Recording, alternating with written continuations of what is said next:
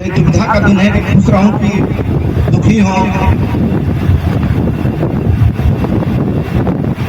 कहा जाता है, कविता है बड़ा ही शानदार कि वाटिका में भांति भांति के फूल, वाटिका में भांति भांति के अनेकानेक पुष्प फूल फूल जाते अपने गर्व और गुमान में। वाटिका में अनेकानेक पुष्प फूल फूल जाते हैं अपने गर्व और गुमान में। कोई कोई देवता के शीश पर विराजता है, कोई सूख जाता फूलते ही बियाबान में। कोई सूख जाता है फूलते ही बियाबान में, खेत में। पांच पंखुड़ी सी देह का भविष्य कौन करे। पांच पंखुड़ी का सा देह का भविष्य कौन कहे। धूल बन जाना इसे विधि का विधान में, किंतु वंदनीय पुष्प है वही पूजनीय।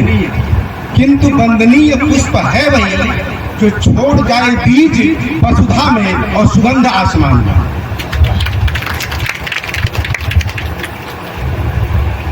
तो दुनिया में आया हर व्यक्ति तो जाना ही जाना है, लेकिन वंदनीय वही है जो अपना बीज वसुधा में छोड़ के जाए और सुगंध आसमान में छोड़ के जाए, वही याद किया जाए।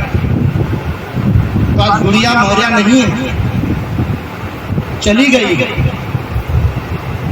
लेकिन एक ऐसा बीज यहाँ छोड़ के गई, एक ऐसा सुगंध छोड़ कर गई जो बीज की जो पैदावार है आने वाले समय में बढ़ने वाली है और सुगंध अनंत समय तक सुगंधित रहने वाली है। आज रोहित मौर्य जी को प्रति दुख व्यक्त करूं या इस कार्य के लिए खुशी व्यक्त करूं, तो जो हो चुका है। लेकिन ऐसी परिस्थितियों में एक महत्वपूर्ण निर्णय लेना आसान नहीं होता। सबको पता है कि शरीर जब नहीं रहा तो जल ही जाना है, लेकिन जला हुआ शरीर, मरा हुआ शरीर भी कोई देने को तैयार नहीं होती। इससे लगता है कि घाट पर जाएगा तो हो सकता है जिंदा लौट के आ जाए। लोग सोचते हैं, लेकिन जब पक्का ये तय हो गया है कि सब कुछ अनित्य है, सब कुछ इमॉर्टल है, सब कुछ नश्वर है, इसका बोध जब हो गया हमें, हम बुद्ध के अनुयायी हैं, इसका बोध हो गया है, तो जो कुछ बचा अगर वही समाज के काम आ जाए, देश के काम आ जाए, इससे उसका जीवन सौभाग्यशाली बन जाता। शायद वो जिंदा रहती गुड़िया तो अपने परिवार के काम आ सकती थी, अपने बच्चों के काम आ सकती थी, अपने पति के काम आ सकती थी, लेकिन आज नहीं है। तो उनके द्वारा जो किया गया कार्य है, उनके पति रोहित मौर्य जी के द्वारा जो किया काम है, वो आने वाले समाज के लिए प्रेरणा स्रोत बन गया है। इसके लिए मैं रोहित मौर्य के इस जज्बाती महत्वपूर्ण निर्णय को, इस बहादुरीपूर्ण निर्णय को धन्यवाद देता हूं और उससे प्रेरित भी होता हूं।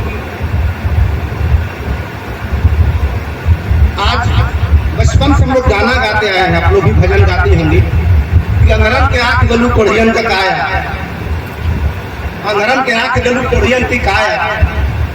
लेकिन जितने लोगों ने आज तक इसको गाया होगा, जिसके बारे में, क्या उसने किसी को आंख दिया है आपकी नजरों में?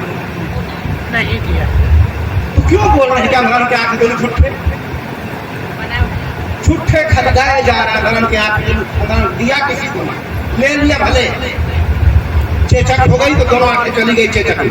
बड़ी माता, छोटी माता, आंखें ले गई, चेचक हो गई, फिर भी उसको माता ही बोलते। चेचक के आने से दोनों आंख चली गई उसकी, फिर भी उसको माता ही बोलते हैं, बड़ी माता, छोटी माता। तो अंगरन के आंख जरूर कोढ़ियन के काया उसने किसी को नहीं दिया, ना किसी कोढ़ी को काया दिया। लेकिन फिर भी हम झूठी प्रशंसा किए चले जा रहे हैं। और जिसने सचमुच आंख दिया है उसका गीत तो कोई नहीं गाया कि गुड़िया माई धन बालू अनरम के आंख दहलू, ये तो नहीं गाया। तो जिसको कहना चाहिए उसको तो हम कहेंगे ही नहीं, क्योंकि ईगो हमारे आड़े आता है, अहंकार हमारे आड़े आता है कि हमारे घर बगलिया का पड़ोसी माई कैसे बन जाएगी, हमारे बगलिया का पड़ोसी देवी कैसे बन जाएगी, ये ईगो आता है हमारे। तो जिसने आंख ले लिया, अंधा बनाने वाला कौन है? किसी व्यक्ति को, किसी व्यक्ति को बचपन से आंखें नहीं है, उसको अंधा बनाने वाला कौन है? भगवान है। अगर आप मानते हैं तो देवी देवता ही है जिन्होंने अंधा बना दिया। तो जिसको भगवान ने अंधा बना दिया उसको आंख किसने दिया है? उसको दुनिया में जैसे लोगों ने आंख दे दिया है। तो दुनिया में आंख वाले ज्यादा लोग हैं कि अंधे लोग ज्यादा हैं? आँख वाले ज्यादा हैं। तो आंख वाले ज्यादा है, उनका अपेक्षा अंधे लोग बहुत ही कम है, गिनती में होंगे, परसेंटेज में नहीं आ सकते। तो जितने आंख वाले लोग हैं जीवन भर अपनी आंख से देखें, 80 साल देखें, 9 साल से देखें, 90 साल, 100 साल तक देखें, क्योंकि एक व्यक्ति की आंख की आयु 500 साल होती है, जान लीजिए।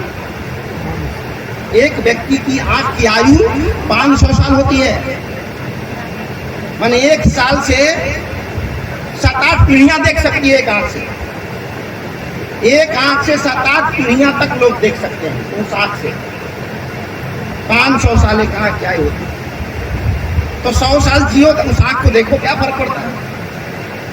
लेकिन मरने के बाद जिस आंख को धूल बन जाना, उसका विधि का विधान अभी मैं बोल रहा था, पिता जली जाना है, नष्ट हो जाना है। तो दाल अगर खिड़की ऊपर से गिर गया शिखर से, तो जमीन पे गिर जाए वो अच्छा है कि दाल में गिर जाए वो अच्छा है? घी अगर कहीं से ऊपर से गिरा, और घी का बर्तन, तो घी जमीन पे गिर जाए तो अच्छा है कि दाल में गिर जाए तो अच्छा है? दाल में।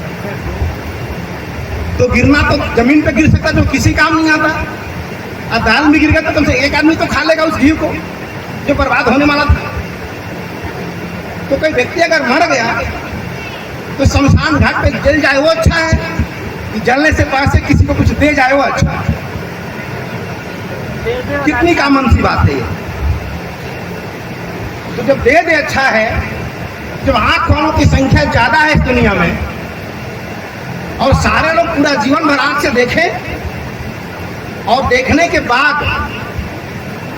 अगर अंधों को अपनी आंख दे दें तो संसार में कोई अंधा बचेगा ही नहीं। कोई अंधा बचेगा ही नहीं संसार में। तो हम लोग भगवान को चैलेंज करते हैं कि भगवान तू अंधा बना, तू कितनों को बनाया है, कितनों को बनाया, कुछ और लोग अंधा बना। तो हमने हम लोग भी एक कला नहीं थी कि हम आँख किसी को दे सके, तो हमें लगता था कि सब तू ही करता है। लेकिन अब पता चल गया कि अखियां निकाल कर हम किसी को दे भी सकते हैं, तेरी मर्जी हो चाहे न हो, तब भी हम दे सकते हैं। ये कला हमारे पास है, ये हुनर हमारे पास है, ऐसे डॉक्टर हमारे पास है। तो जब हुनर है तो भगवान तू अंधा बनाने में लग जा, हम लोग आंख वाला बनाने में लग जाते हैं। देखता हूं कि तू जीतता है कि हम लोग जीतते हैं, और आंख वाले ज्यादा है तो हम ही जीतेंगे, हम ही जीतेंगे, वो नहीं जीतेगा। अब हमको होश हो जाना चाहिए कि आंख किसने दिया है, आंख किसने दिया है। तो जब तक हमें पता नहीं था कि आंख कोई और देता है, और ये तो आंख जो है हमारी, वो किसने दिया है? वो हमारे माँ बाप ने दिया है। अगर हमारे माँ बाप ना होते तो आंख हमारी दुनिया में जन्म ही नहीं लेती, तो जन्म ही नहीं लेती तो आंखें देते कैसे? अखिया देते ही कैसे, जब अखिया नहीं रहती तो अखिया जो हमने दिया है उसको देने वाले भी हमारे माँ बाप हैं। माँ बाप ना होते तो ये दोनों आंख हमारे पास नहीं होती। तो देवता पर देवता यहीं बैठे हुए हैं, इधर ध्यान नहीं है। एक गीत गाते हैं हम लोग सावन में, गीत गाते हुए जाती है एक भीड़ बड़ी जबरदस्त एक तरफ, और कहती है कि रोते रोते जाते हैं और हंसते हंसते आते। आपने देखा है किसी को ऐसा कि कंधे पर लोटिया लेके गया हो, रोते रोते बिलखते गया हो, उधर से डीजे बजाते आया हो? कभी देखा आपने? सावन में अभी लगेगी भीड़, रोड जाम हो जाएगा, ट्रैफिक खत्म हो जाएगी और डीजे लगा रहेगा कि ऊंचे पर्वत पे रानी माँ ने दरबार लगाया है, तेरे दरबार में लोग रोते रोते जाते हैं और हंसते हंसते आते हैं। तो एक उदाहरण बता दीजिए जो रोते रोते गया हो और हंसते हंसते आया हो। बल्कि जाते हैं लोग डीजे बजाते हुए, हंसते हुए, और उधर से रोते हुए पैर टेढ़ा करके ऐसे लगड़ाते लगड़ाते आते हैं। बड़ा टूट गया लगता है। क्यों ऐसा? तो झूठी प्रशंसा क्यों किए जा रहे हैं? ये झूठी प्रशंसा क्यों किए जा रहे हैं? ऐसा होता है तो बोलो।